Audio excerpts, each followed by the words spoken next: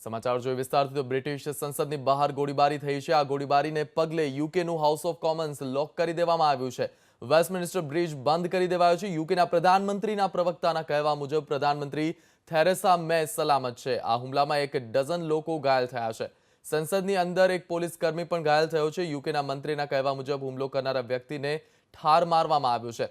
આ હુમલાના પગલે હાઉસ ઓફ કોમન્સનું સિટિંગ સસ્પેન્ડ કરી દેવાયું છે। તો આ સમગ્ર બાબત થોડી જ વખત પહેલા સામે આવી છે। બ્રિટનથી આ સમાચાર મળી રહ્યા છે અને તે મુજબ ગોળીબારીની ઘટના સામે આવી છે। બ્રિટિશ સંસદની બહાર ગોળીબારી થઈ છે અને આ ગોળીબારીને પગલે યુકેનું હાઉસ ઓફ કોમન્સ લોક કરી દેવાયું છે। મહત્વપૂર્ણ બાબત જે સામે આવી છે તે પ્રમાણે પ્રધાનમંત્રીના પ્રવક્તાએ કહ્યું છે કે પ્રધાનમંત્રી થેરેસા મે સલામત છે।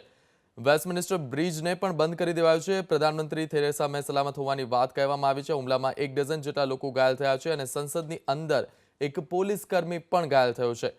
યુકેના મંત્રીના કહેવા મુજબ હુમલો કરનારા વ્યક્તિને ઠાર મારી દેવાયો છે। તો જે આ હુમલો કરવા માટે જે લોકો આવ્યા હતા તે આ પ્રયાસ નિષ્ફળ બનાવવામાં આવ્યો છે। એક વ્યક્તિને ઠાર મારી દેવામાં આવ્યો છે। હાઉસ ઓફ કોમન્સની કાર્યવાહી પણ અત્યારે સસ્પેન્ડ કરી દેવામાં આવી છે। સિટિંગ સસ્પેન્ડ કરી દેવામાં આવ્યું છે।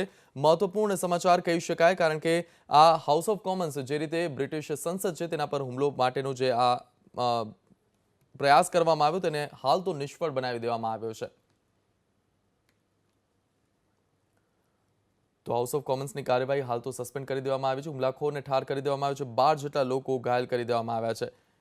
સંસદની બહાર ગોળીઓનો અવાજ ચાલુ થયો હતો। ગોળીબારી ચાલુ થઈ હતી અને ત્યારબાદ જે રીતે પ્રક્રિયા હાથ ધરવામાં આવી પોલીસનો કાફલો ઘટના સ્થળે પહોંચી ચૂક્યો હતો। સંદિગ્ધ જે હુમલાવર હતો તે ચાકુ સાથે એક પોલીસવાળા પર પણ તેને હુમલો કર્યો હતો અને આખરે તેને ઠાર મારવામાં આવ્યો। મહાનગરના સમાચારો જોઈએ તો વિધાનસભામાં ખાનગી યુનિવર્સિટી બિલને સર્વાનુમતે પસાર કરવામાં આવ્યું છે અને રાજ્ય સરકારે આ બિલ અંતર્ગત નવી 4 ખાનગી યુનિવર્સિટીને હવે મંજૂરી આપી છે। જેમાં સ્વર્ણિમ સ્ટાર્ટઅપ એન્ડ ઇનોવેશન યુનિવર્સિટી ગાંધીનગરમાં બનશે જ્યારે કે પીપી સવાણ યુનિવર્સિટી સુરતમાં, ઇન્દ્રસિંહ યુનિવર્સિટી ધોલેરામાં અને કર્ણાવતી યુનિવર્સિટી ગાંધીનગરમાં નિર્માણ પામશે। આ વિધેયક પસાર થતાની સાથે જ રાજ્યમાં 19 સરકારી યુનિવર્સિટી અને 25 ખાનગી યુનિવર્સિટી કાર્યરત થશે।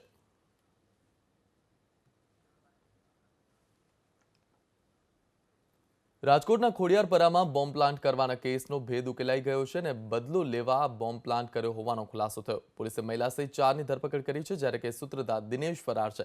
ઝડપાયેલા આરોપીઓને ગુરુવારે કોર્ટમાં રજૂ કરી 14 દિવસના રિમાન્ડની માંગણી કરાશે।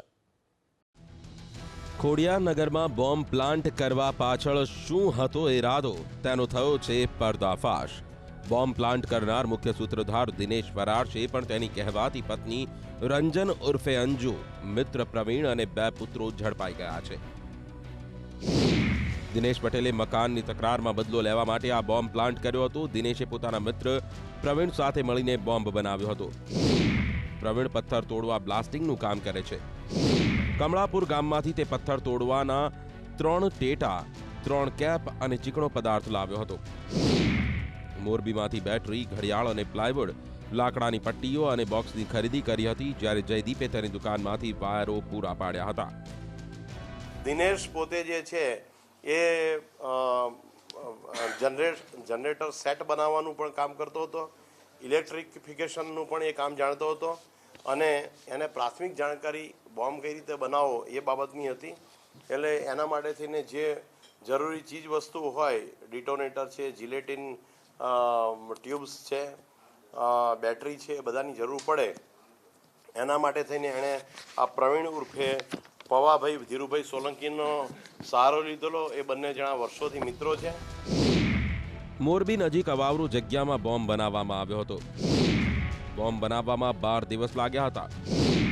બોમ્બ બનાવવા માટે રંજને દિનેશને 10,000 રૂપિયા આપ્યા હોવાનું બહાર આવ્યું છે। બેટરી પર લખેલા નંબર અને વાયર પર લખેલી કંપનીના નામ પરથી ક્રાઇમ બ્રાન્ચને આરોપી સુધી પહોંચવામાં સફળતા મળી। આ કાવતરાનો જે મુખ્ય સૂત્રધાર જે છે દિનેશ, એ મળી આવેલો નથી પણ એની સાથે કાવતરાખોર જે કો-એક્યુઝ છે અને ષડયંત્રમાં જેણે મહત્વનો ભાગ ભજવ્યો છે એ પ્રવીણભાઈ પકડાઈ ગયેલ છે। એણે અને દિનેશે રાતના ટાઈમે આ જે આખું બોક્સ છે એ મૂકેલું હતું અને આ કામ કરેલું હતું। વાયરો લાવવામાં મદદ આ છોકરાઓએ કરેલી છે તેમજ જે પ્રોવોકેશન કર્યું છે કે આપણે આવું કરો, આપણું મકાન પચાવી પાડ્યું છે અને આવું કરો, એ પ્રોવોકેશન છે એ રંજનબેન ઉર્ફે અંજુબેને કર્યું છે। અમદાવાદ ક્રાઇમ બ્રાન્ચે અંજુ સહિત ઝડપાયેલા આરોપીઓને રાજકોટ પોલીસને સોંપ્યા છે, જ્યારે બોમ્બ કાંડનો સૂત્રધાર દિનેશ પટેલની શોધખોળ ચાલુ છે.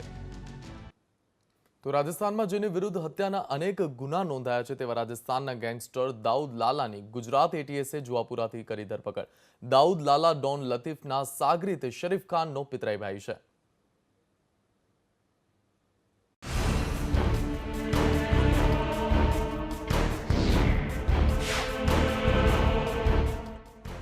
રાજસ્થાનનો ગેંગસ્ટર જુહાપુરામાં ઝડપાયો. ફાયરિંગ કરી આતંક મચાવનાર દાઉદ લાલાની ધરપકડ. ગુજરાત એટીએસે રાજસ્થાનના ગેંગસ્ટર દાઉદ લાલાને જુહાપુરામાં સર્ચ ઓપરેશન દરમિયાન ઝડપી પાડ્યો. દાઉદ લાલા અને તેના 3 ભાઈઓ ફિરોઝ લાલા, શોએબ લાલા અને ઇમરાન લાલાએ રાજસ્થાનમાં 7 થી 8 રાઉન્ડ ફાયરિંગ કરી અને આતંક મચાવ્યો હતો, જેમાં એક વ્યક્તિનું મોત અને એક વ્યક્તિ ઇજાગ્રસ્ત થયો હતો. આ ઘટના બાદ દાઉદ લાલા જુહાપુરામાં આવીને છુપાઈ ગયો હતો. એટીએસની ટીમે બાતમીના આધારે ગેંગસ્ટર દાઉદ લાલાની ધરપકડ કરી છે. અને આ આરોપી સિવાય તેના 3 ભાઈઓ પણ વોન્ટેડ છે. આ આરોપીનો સગ્ગો પિતરાઈભાઈ શરીફ ખાન છે અને અબ્દુલ વાહબ ગેંગ લતીફ ગેંગનો એ મેઇન સાગરીત હતો. દાઉદ લાલા ડોન લતીફના શાર્પ શૂટરનો પિતરાઈ ભાઈ. દાઉદ લાલા વિરુદ્ધ રાજસ્થાન પોલીસે જાહેર કર્યું છે ઇનામ. દાઉદ લાલા ગુજરાતના ડોન લતીફના શાર્પ શૂટર શરીફ ખાનનો પિતરાઈ ભાઈ છે. દાઉદ લાલાએ અગાઉ હત્યાના ગુનામાં 7 વર્ષનો જેલવાસ ભોગવ્યો હતો. ત્યારબાદ અન્ય એક ગુનામાં તે જેલમાં હતો. રાજસ્થાન પોલીસે ગેંગસ્ટર દાઉદને પકડવા બદલ ઇનામ પણ જાહેર કર્યું હતું. દાઉદ લાલા તો ઝડપાઈ ગયો, પણ તેના 3 ભાઈઓ હજુ વોન્ટેડ છે. રાજસ્થાનના મર્ડરના ગુનામાં એ 7 વર્ષની સજા પણ કાપી ચૂકેલો છે અને જામીન ઉપર છૂટ્યા બાદ એણે ફાયરિંગનો ગુનો કરેલો હતો. એસપી સાહેબનો સંપર્ક અમે કરેલો, એમને બોલાવી, એમના સ્ટાફને અમે લોકો અહીંયા બોલાવી લીધેલો છે અને ત્યાં રાજસ્થાન ખાતે એને મોકલી રહ્યા છે. લતીફના શાર્પ શૂટર શરીફ ખાનના કનેક્શનને લઈને ગુજરાત એટીએસે દાઉદ લાલાની પૂછપરછ કરી. ગેંગસ્ટર દાઉદ વિરુદ્ધ રાજસ્થાન પોલીસ સ્ટેશનમાં 12 થી વધુ ગુના નોંધાયા છે. એટીએસની ટીમે ગેંગસ્ટર દાઉદ લાલાને રાજસ્થાન પોલીસને સોંપવાની કાર્યવાહી શરૂ કરી છે. અનિતા પટણી, એબીપી અસ્મિતા, અમદાવાદ. મહાનગરમાં આગળ વધીએ તો અમદાવાદના ગુજરાત યુનિવર્સિટી વિસ્તારમાં ચાલતા લોન્જ 9 હુક્કા બાર પર પોલીસે દરોડા પાડ્યા. જોકે ચોંકાવનારી બાબત તો એ છે કે આ હુક્કા બારમાં સગીર વયના કિશોરોને પણ પ્રવેશ આપવામાં આવતો હતો. પોલીસે આ દરોડા દરમિયાન 12 યુવક અને 2 યુવતીઓને હુક્કા પીતા રંગે હાથ ઝડપી પાડ્યા. પોલીસે આ દરોડા દરમિયાન કેટલાક હુક્કા અને અલગ અલગ ફ્લેવર્સ પણ જપ્ત કરી લીધા છે.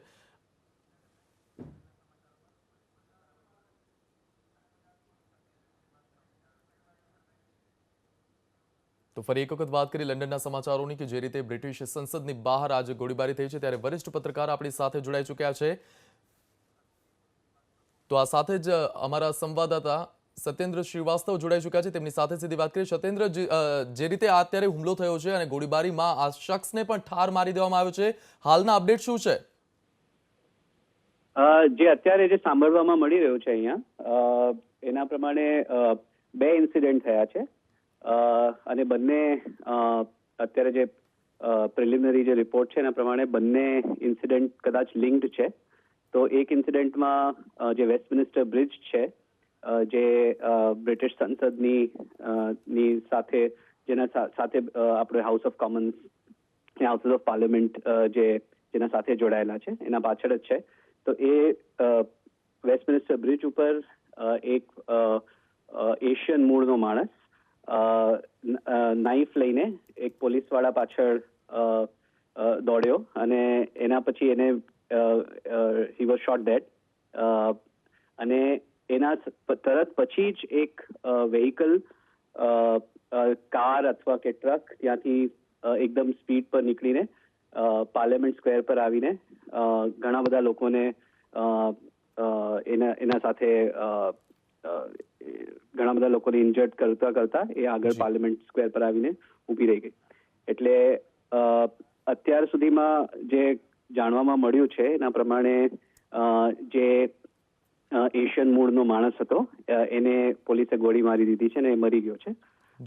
અને જે બાકી જે આખું જે એરિયા છે એને કોર્ડન ઓફ કરી દેવામાં આવ્યો છે. નોર્મલી આ ટાઈમ પર Westminster bridge, houses of parliament અને એના સાથે વેસ્ટમિનિસ્ટર એબીને ને જે આખું જે એરિયા હોય છે ટુરિસ્ટથી ભરેલો હોય છે, પણ જે અત્યારે સાંભળવામાં આવ્યું છે ને જે ટ્રાન્સપોર્ટ ફોર લંડનની જે અપડેટ છે એના પ્રમાણે એ બધા ટ્યુબ સ્ટેશન જેના સાથે સંકળાયેલા લાગેલા છે બધા બંધ કરી દેવામાં આવ્યા છે ને આખું એરિયા કોર્ડન ઓફ છે. જી સત્યેન્દ્ર, ખાસ કરીને આ એરિયાની જો વાત કરવામાં આવે તો જે પ્રકારે આ બે ઘટના આ એરિયામાં બની છે ત્યારે આ એરિયા કયા પ્રકારનો છે, ત્યાં કયા પ્રકારના લોકો આવતા જતા હોય છે અને ખાસ કરીને આ એરિયા વિશે ડિટેલ જાણવા માંગશો.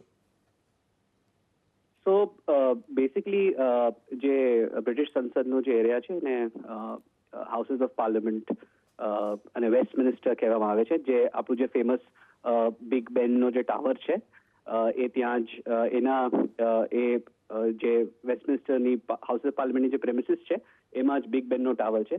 તો કોઈ પણ દિવસ દરમિયાન તમે ત્યાં આખો જે એરિયા છે ટુરિસ્ટથી ભરચક હોય છે.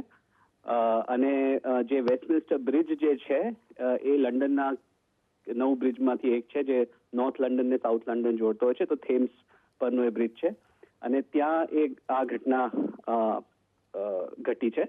અને નોર્મલી આ જે એરિયા છે ત્યાં બધી અત્યારે તો પાર્લામેન્ટ પણ સેશનમાં છે અને જે અત્યારે જે જાણવા મળ્યું છે એના પ્રમાણે પાર્લામેન્ટ સિટિંગમાં હતું, એટલે હાઉસ ઓફ કોમન્સમાં જે પ્રાઇમ મિનિસ્ટર હતા એ પણ ત્યાં જ હતા જ્યારે આ ઘટના ઘટી. અને નોર્મલી આ એકદમ હાર્ટ ઓફ ધ સિટીમાં છે અને અહીંયા બહુ જ એક્ટિવિટી હોય છે કોઈ પણ એવરેજ દિવસ દરમિયાન. અત્યારે સત્યેન્દ્ર, અત્યારનો માહોલ જાણવા માંગ્યું છું. અત્યારે લંડનનો માહોલ કેવો છે અને ખાસ કરીને જે હાઉસ ઓફ કોમન્સ અથવા તો બ્રિટિશ સંસદ જે છે ત્યાં જ આ પ્રકારની ઘટના ઘટી છે ત્યારે કોઈ પ્રશાસન દ્વારા કોઈ પગલાં લેવામાં આવ્યા છે, કોઈ ચેતવણી જાહેર કરવામાં આવી છે? ના, અત્યાર સુધી તો ચેતવણીની કોઈ વાત નથી થઈ, બટ તમને જેમ નોર્મલી જે ટ્રાન્સપોર્ટ ફોર લંડન જે છે, જે અહીંનો જે ટ્યુબ નેટવર્ક છે એના પર એ લોકો જે અપડેટ્સ મૂકતા હોય છે એ પ્રમાણે એમને ઘણા બધા જે સ્ટેશન્સ છે, ખાસ કરીને વેસ્ટમિનિસ્ટરનું જે પોતાનું જે ટ્યુબ સ્ટેશન છે એ બંધ કરી દેવામાં આવ્યું છે. અને જે આખું એરિયા છે જે ટ્રાફિક છે ત્યાંથી કોર્ડન ઓફ છે. તો તમે સમજી લો કે જે સેન્ટ્રલ લંડનનું એક મોટો પાર્ટ, એક મોટો હિસ્સો એ આખો કોર્ડન ઓફ કરી દેવામાં આવ્યો છે. તો ત્યાં આગળ બધી ટ્રાફિક, ત્યાંથી ટ્રાફિક ડાયવર્ટ થઈ ગયું છે અને બાકી બધા જગ્યા પણ એનું એ રીતે અસર થશે, પણ અત્યાર સુધીમાં કંઈક ઓફિશિયલી ગવર્મેન્ટ તરફથી કે ક્યાંથી મેયર તરફથી કશું કહેવામાં આવ્યું નથી. જી સત્યેન્દ્ર, આભાર આપનો અમારી સાથે જોડાવા બદલ. તો આ હતા વરિષ્ઠ પત્રકાર સત્યેન્દ્ર શ્રીવાસ્તવ. તેમણે જણાવ્યું જે રીતે બે પ્રકારની ઘટના ત્યાં બની છે. એક વ્યક્તિ ચાકુ લઈને ત્યાં હુમલો કરવા માટે પહોંચી ચૂક્યો હતો પરંતુ પોલીસે તેને ઠાર માર્યો. આ સિવાય એક ટ્રક પણ વેસ્ટમિનિસ્ટર જે બ્રિજ છે તેના પરથી અચાનક ધસી આવીને જેમાં લોકો ઘાયલ થયા છે, 12 જેટલા લોકો ઘાયલ થયા છે. હાલ તો સમગ્ર એરિયાને કોર્ડન કરી લેવામાં આવ્યો છે અને હાર્ટ ઓફ ધ સિટી ગણાય છે આ એરિયા. થેમ્સ નદી ઉપર જે બ્રિજ આવેલું છે વેસ્ટમિનિસ્ટર બ્રિજ, તેની પાસે જ આ એરિયા આવેલો છે અને બિગ બેન ટાવર જે લંડનનું ફેમસ છે તે પણ આ જે પરિસર છે તેની અંદર આવેલું છે. જે બ્રિટિશ પાર્લામેન્ટ જે પરિસર છે તેની અંદર આ બિગ બેન ટાવર આવેલો છે. એટલે હાલ તો કોર્ડન કરી લેવામાં આવ્યું છે આ સમગ્ર વિસ્તારને.